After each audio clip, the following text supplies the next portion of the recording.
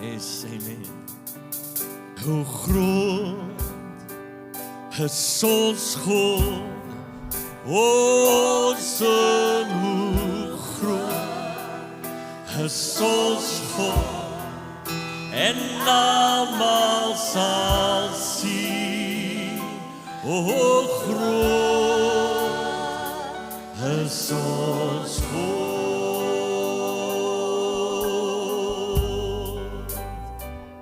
En hoe groot is ons God, hoe groot is ons God, en almal sal sien, hoe groot is ons God. O, wat is die naam bo elke naam, en waardig is die Lam. O, in my hande sal sing, o, hoe groot is ons God, en is die naam bo elke naam, en is die naam bo elke naam. O, waardig is die Lam, en my harte sal sing, o, groot is ons God.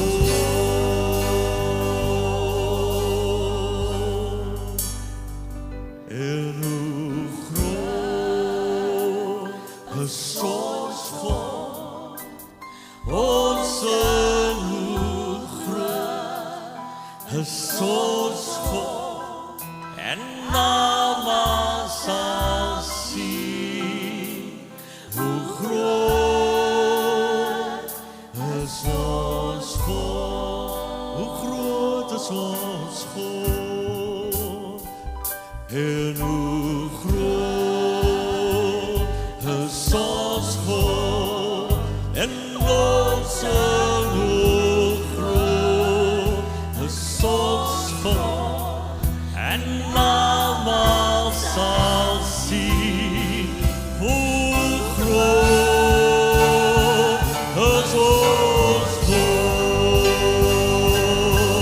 O, wat is die naam, is die naam bo elke naam, en waardig is die Lam.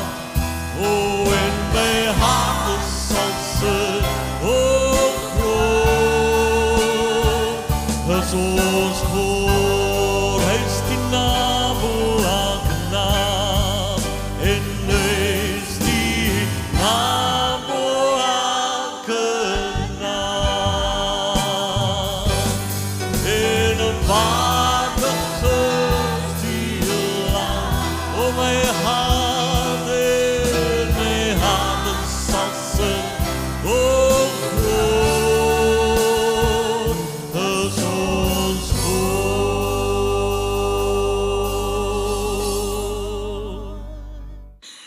Oh, goed dan, ja, ons dank die Here dat ons genade gevind het in sy oë, en dat ons vanmôre net saam met u die woord van die Here kan bedien. Ek is altyd baie, ek voel altyd baie nederig vir die vertroue wat Pastor Corrie in my stel. Dat hy die vrymoedigheid het, omdat wanneer hy nie hier is nie, vir my toe te laat om agter die preekstoel te staan, en ons gee die Here daarvoor eer, ons loof die Here. En ons wil net vanoggend vir u sê, dat ons is deur die genade van die Here, wat hy het ons geroep, en hy het ons bediening gegee, en ons wil graag die bediening vervul, en ons wil doen wat die Here graag wil hê ons moet doen. En ek gaan vanoggend vir u vra om net saam met my te lees en te draai na die boek van Handelinge, Handelinge hoofstuk 11, en ons gaan 'n paar versies lees vanaf vers 19. Handelinge hoofstuk 11, en ons gaan lees vanaf vers 19.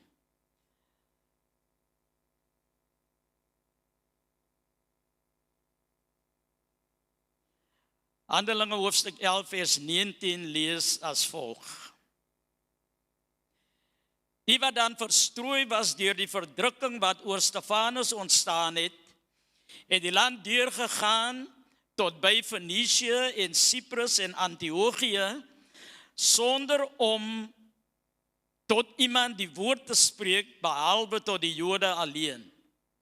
En daar was sommige van hulle Cypriese en Cyrenese manne, wat in Antiochië gekom het en met die Grieksprekende Jode gepraat en die evangelie van die Here Jesus verkondig het. En die hand van die Here was met hulle, en 'n groot getal het gelowig geword en hulle tot die Here bekeer.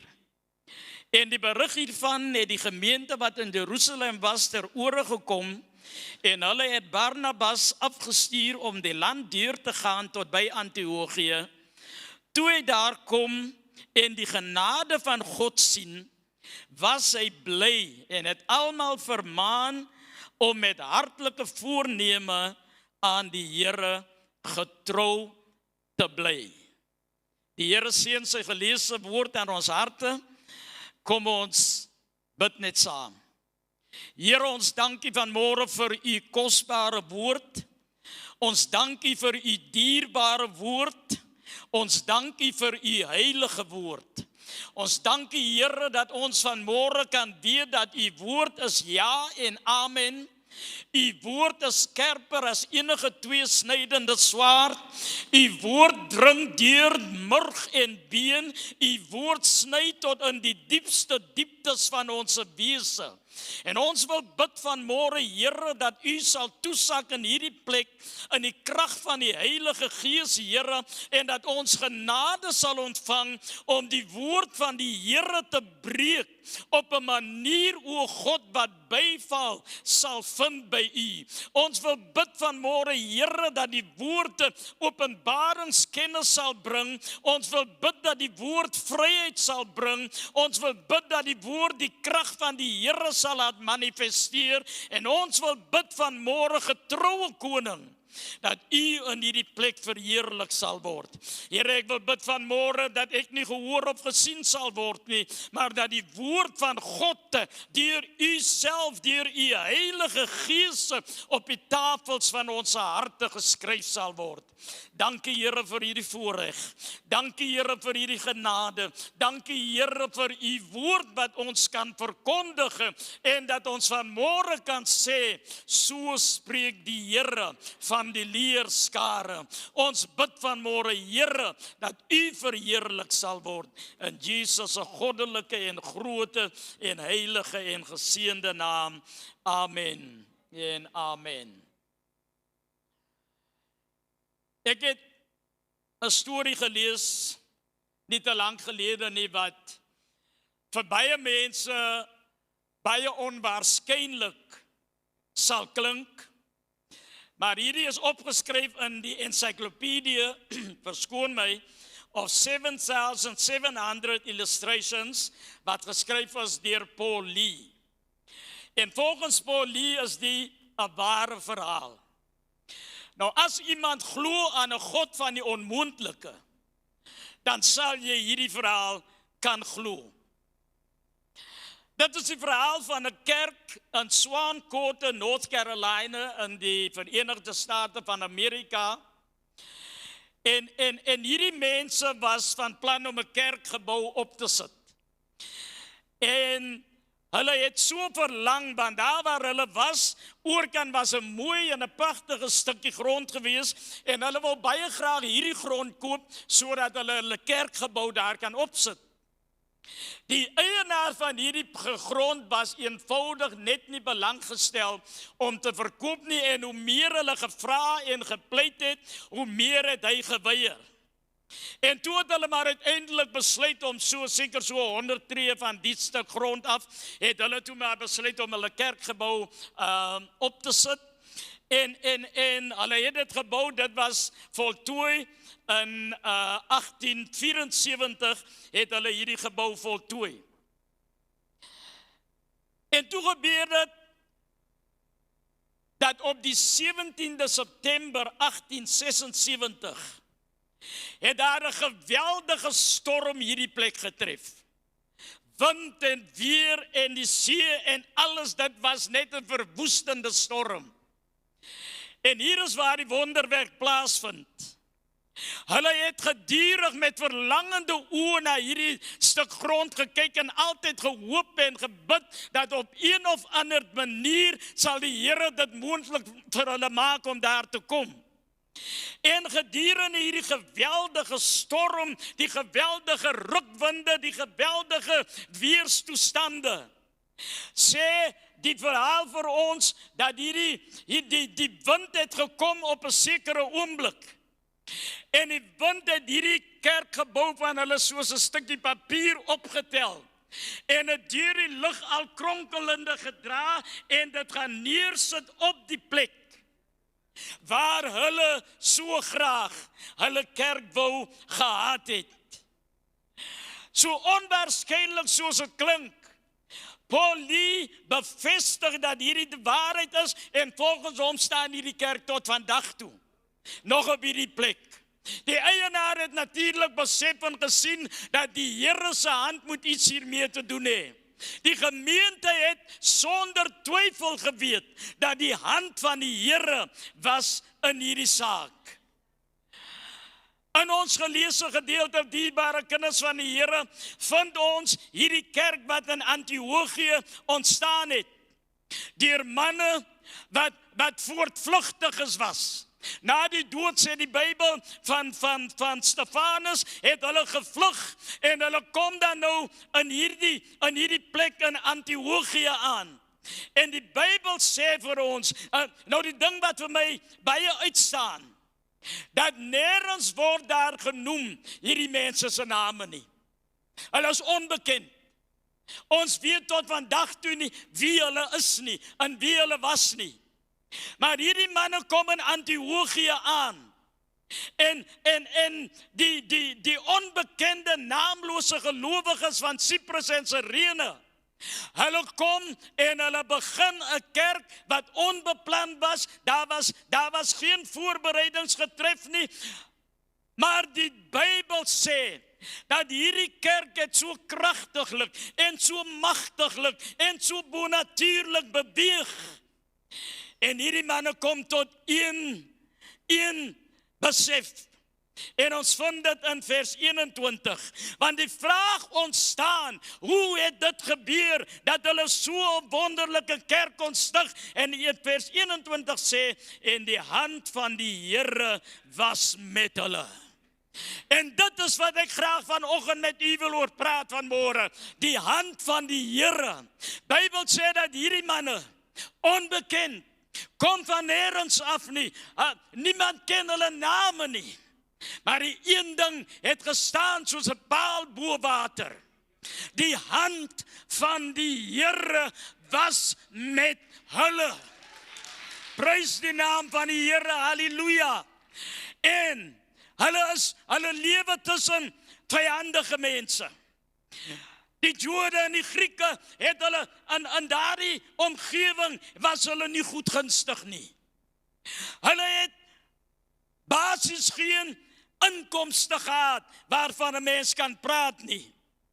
Daar was op daardie stadium nog geen geskrifte van die Nuwe Testament gewees nie. Hulle sit hier in 'n vreemde plek, in 'n vreemde omgewing, voortvlugtige mense. Maar hierdie naamlose gelowiges het een van die mees dinamiese gemeentes in daardie omgewing gestig. En die Bybel sê daar was een rede daarvoor. Die hand van die Here was met hulle.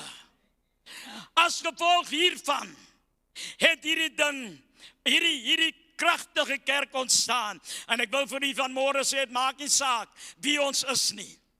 Dit maak nie saak of jy belangrik of onbelangrik is nie. Dit maak nie saak of die mense jou naam ken of nie jou naam ken nie. Dit maak nie saak of jy status het of nie status het nie. Die belangrike ding is kind van die Here, dat ons die hand van die Here in ons lewe soek. Want as die hand van die Here op ons lewe is, dan maak nie saak waarvandaan ons kom nie. Het maak nie saak hoe ons lyk nie. Het maak nie saak wie ons is nie. Die hand van die Here sal manifesteer in ons midde as ons sy hand soek. Ek wil vanoggend met u praat en net 'n paar kort gedagtes deel omtrent die hand van die Here. Nou ek dink as baie wat ons kan sê omtrent die hand van die Here, maar ek wil net 3 gedagtes met u deel vanmôre. Halleluja. Maar voordat ek dit doen, ek wil net sê, wanneer ons praat van die hand van die Here, dan verwys ons dat die bo-natuurlike uitwerking van God se hand in ons lewens, in ons gemeentes, in ons gemeenskap. Die feit dat die Here bo-natuurlik sal werk in ons wese, in ons persoonlike lewe, in ons huise en oral waar ons onsself bevind. Die wonderwerkende, kragtige beweging van die Here, van die leerskare. Halleluja. En vanmôre dierbares, soos ek gesê het, daar's baie wat ons kan sê omtrent van die hand van die Here, maar ek wil 3 punte uitlig. Die eerste punt is, wanneer die hand van die Here met ons is, sal ons die guns van die Here op ons lewe hê. Nou, wie wil nie guns hê nie?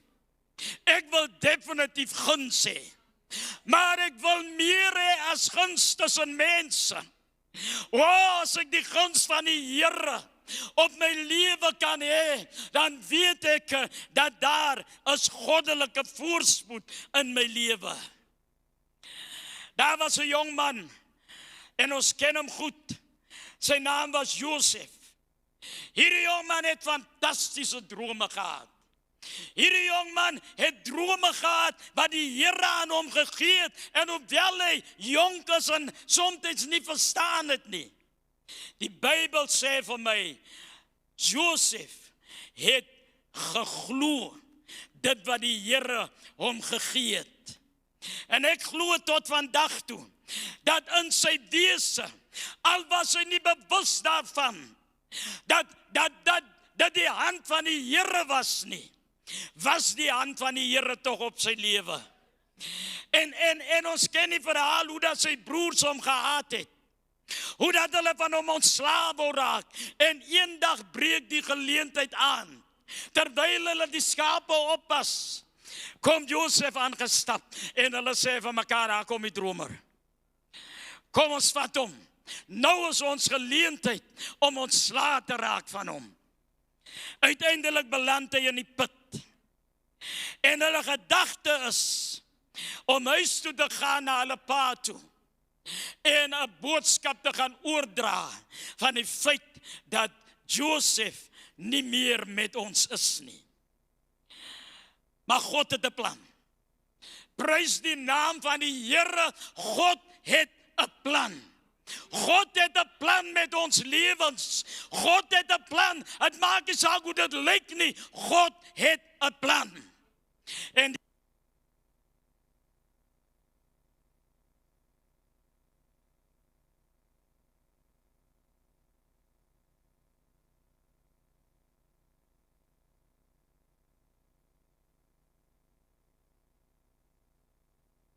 jammer.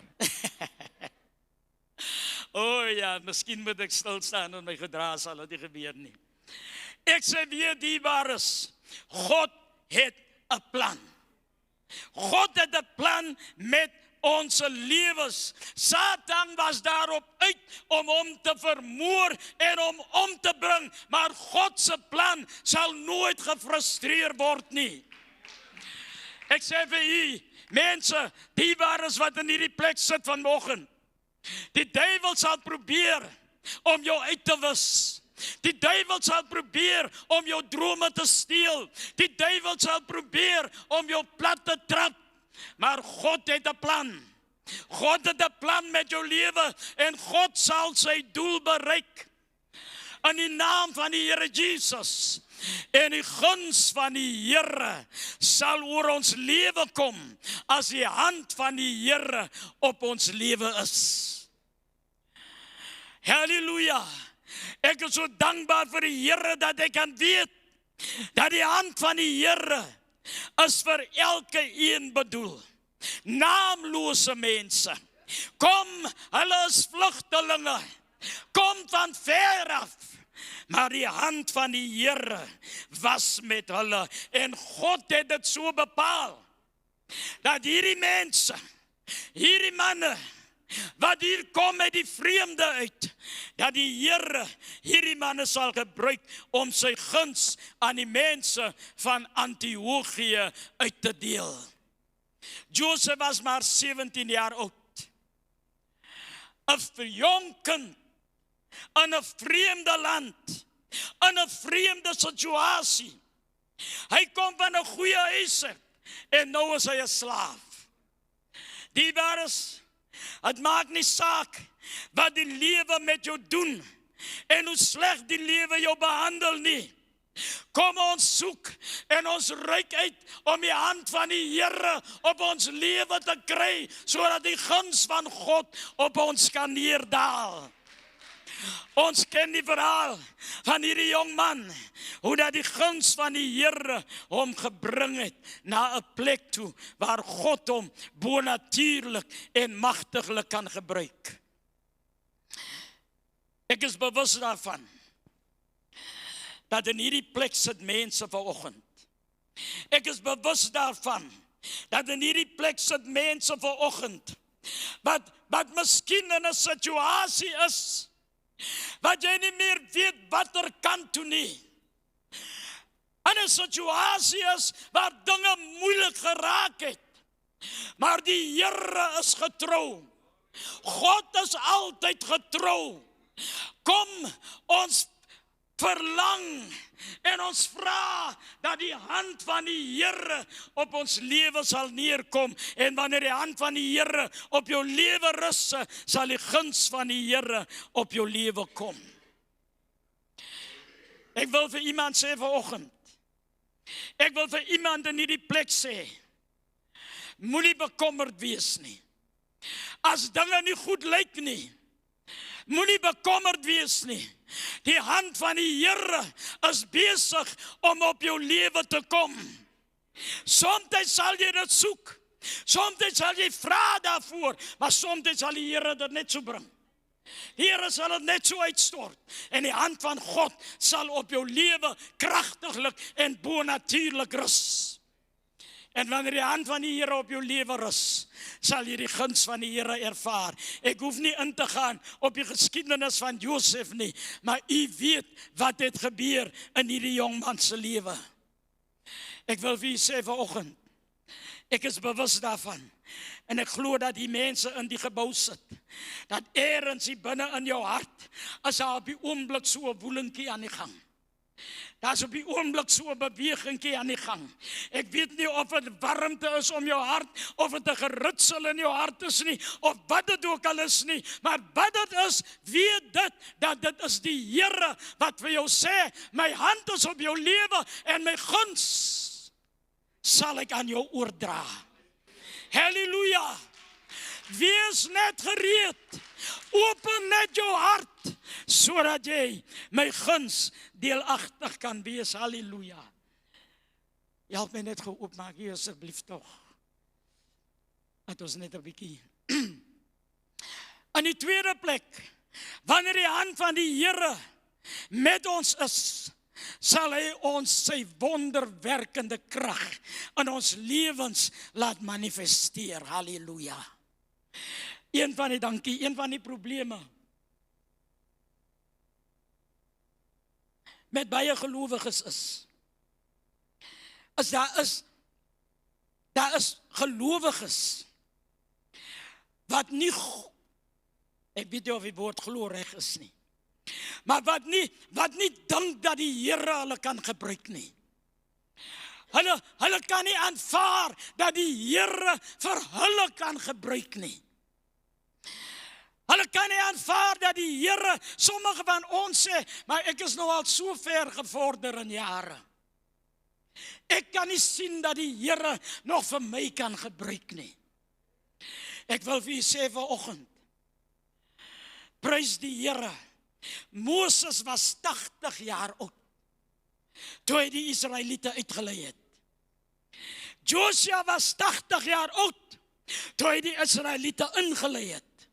So of u moet uitlei en of u moet inlei, die Here sê vanmôre, my hand sal op jou lewe wees.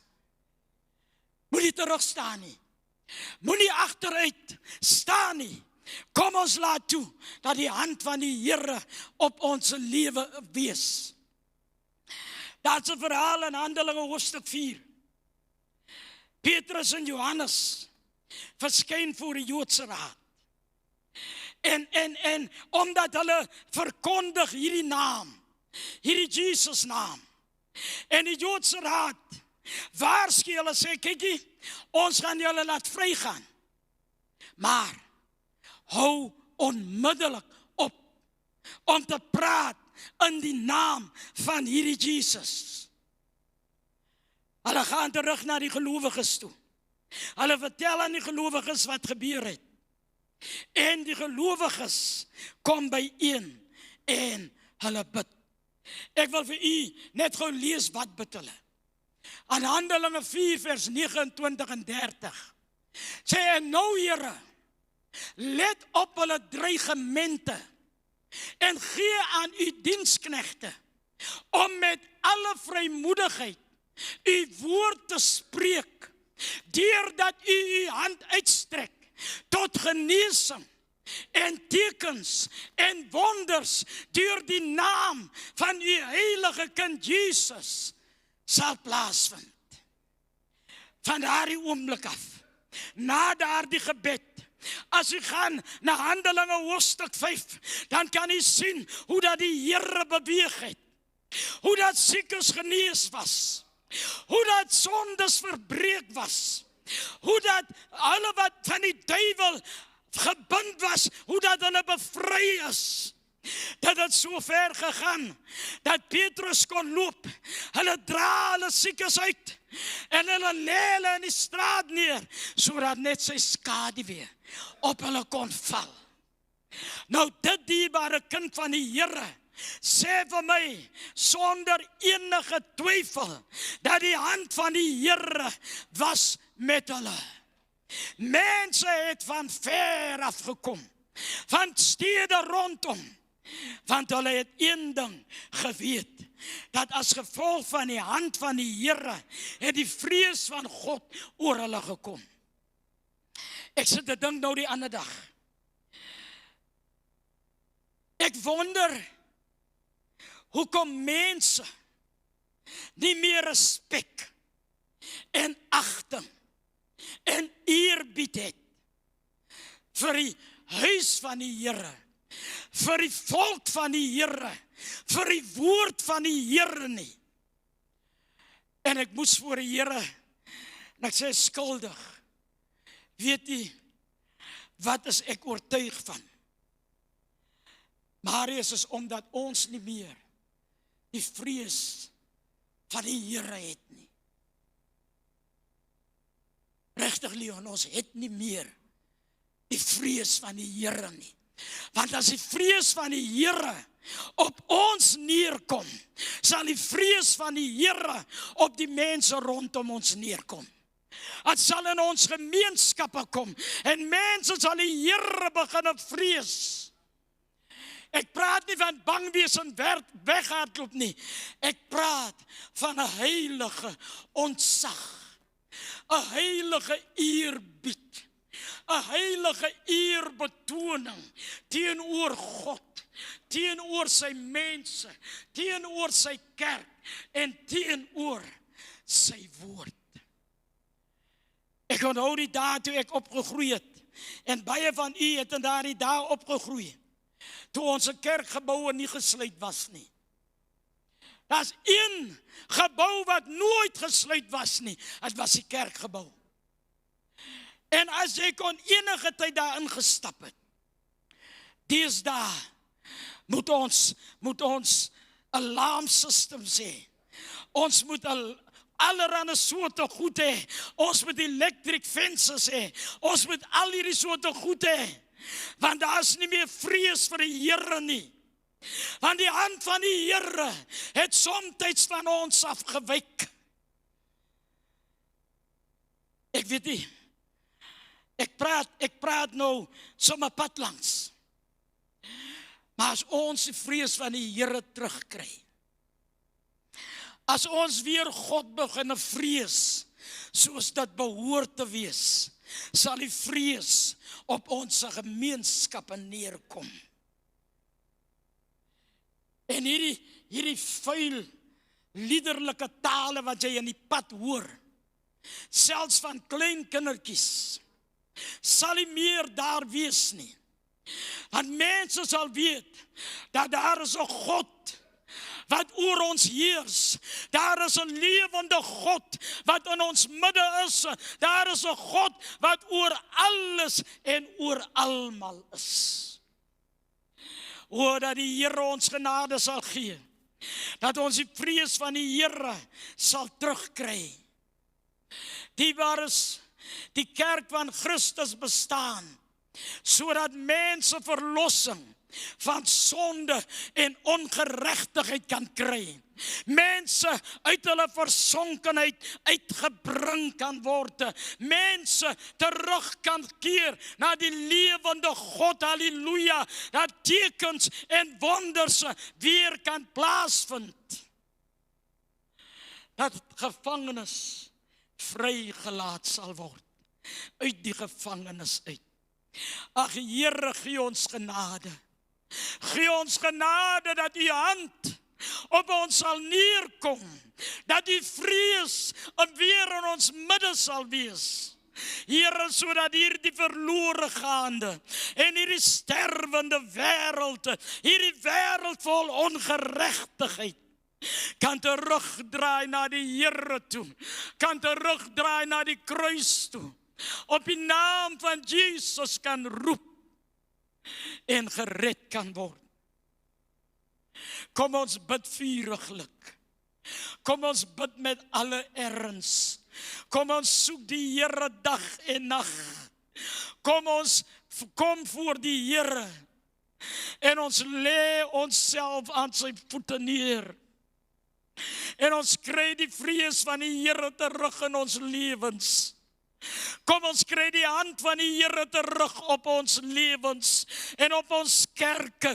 Kom ons kry die Here terug in ons midde, sodat die wêreld kan weet dat die God wat ons van praat, hy is in ons midde.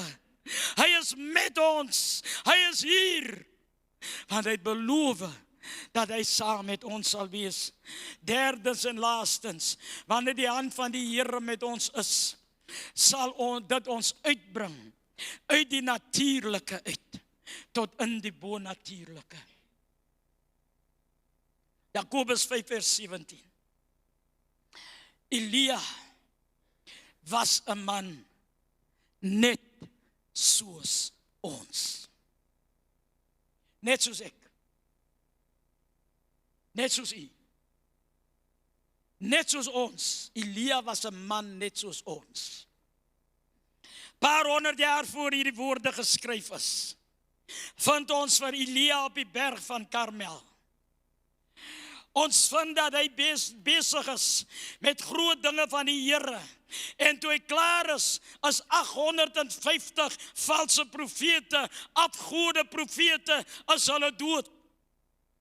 En nou is daar nog steeds droogte in die land. Die Bybel sê, hierdie man van God gaan sit met sy kop tussen sy knieë en hy bid tot die Here Want daar is droogte in die land. En droogte moet uitgewis word. Hy stuur sy dienskrag, hy sê, gaan gou kyk daar buite, hoe lyk dit? Hy gaan terug, hy sê, daar's niks. 6 keer in en uit, daar's niks. Die Bybel sê, die 7de keer, toe sê hy, daar's 'n wolkie, so groot, soos 'n man se hand. Hy sê vir sy diensknegt, gaan na koning Agab toe. Sê vir hom, hy moet op sy wa klim, hy moet ry, en maak dat hy by Jezreel kom, want die reën is aan die kom. Koning Agab klim op sy wa, en hy ry voor hom uit met alle spoed ry hy. Maar hier is die man, wat 'n man net soos ons is dierbaar is. Hier kom die man, en hy omgord homself. En die Bybel sê die hand van die Here is op hom. En hy begin te hardloop. En hy hardloop daai strydbaan van agteraf in. En hy gaan by daai perd verby. En die perd die agter sien net sy stoffe. Wat het gebeur? Die hand van die Here was op hierdie man. Maar hy was 'n man net soos ons. En dit tref my, hy's 'n man net soos ons. Hy's 'n man soos u. Hy's 'n man soos ek. Daar is nie verskil nie. Behalwe die hand van die Here was op hom. Behalwe die hand van die Here het hom gelei.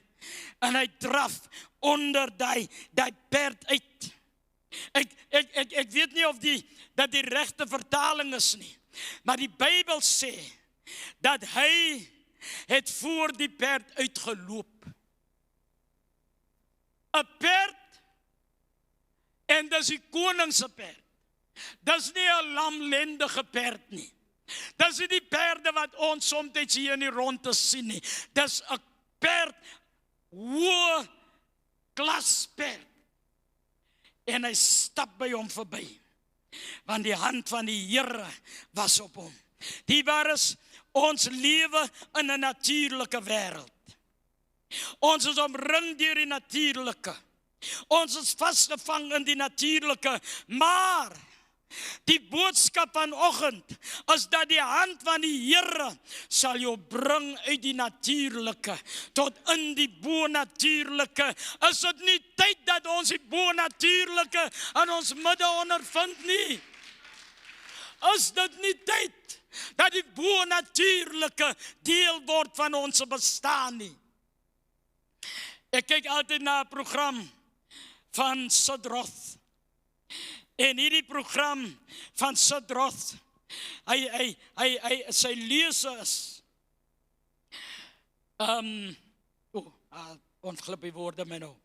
But sy lese is, we are supernaturally natural. Ja. Supernaturally natural. Met ander woorde, die bonatuurlike het nou oorgeneem in ons natuurlike. En as u 'n geleentheid het, kyk vir Sidroth. Hy's elke dag 1 uur, is hy op kanaal 342. Daar staan. En u sal sien die dinge wat die Here doen, bonatuurlik en goddelik. En hy kan natuurlik op YouTube gekry ook word. So as u nie daar by die huis is nie, kyk net wat die Here doen, hoe die Here gewone mense soos ons Porsche, gewone mense soos ons, gebruik die Here om bonatuurlike dinge te doen. Die Grieke soek vir 'n teken. Grabouw soek vir 'n teken. Die Boland soek vir 'n teken. Theewaterskloof soek vir 'n teken.